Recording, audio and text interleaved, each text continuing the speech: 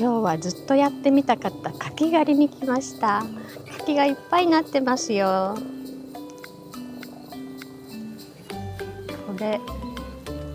これを取ろうかな。これを取りますね。落ちると思うけど下で受けてもダメかな。よいしょ。ダメだ。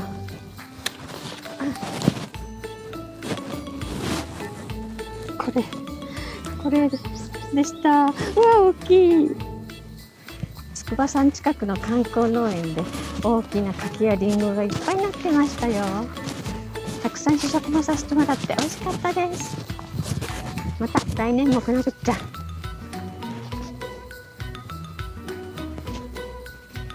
また来ますね。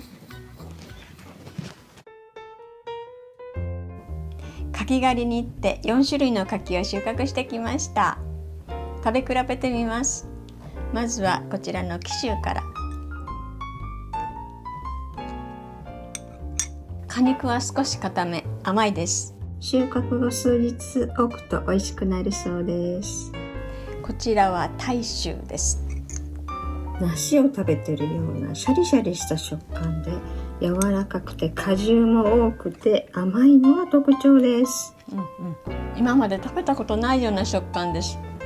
甘くてジューシー、美味しいです。こんな美味しくて立派な柿が収穫できるなんて本当に行ってよかったです。来年も必ず行きます。